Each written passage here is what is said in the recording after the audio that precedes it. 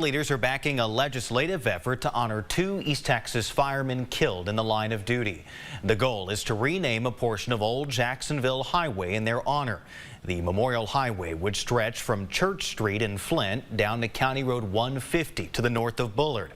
And it is now one step closer to becoming reality. All in favor say aye. Aye. Any opposed? With that, the Smith County Commissioners Court signed off on a resolution supporting a legislative effort to honor 2 fallen firemen.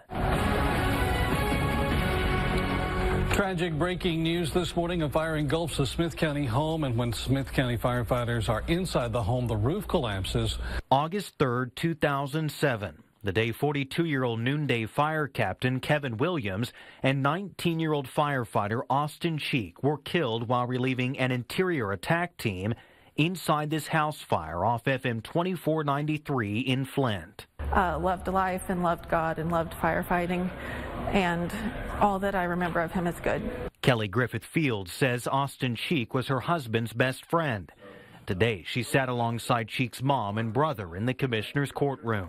Still hits home. He was so close with my husband, and his memory lives on. We talk about him with our boys, and we visit the fire station still, and we just love to honor him and remember him. The passing of this resolution expresses support for legislation filed by State Senator Brian Hughes.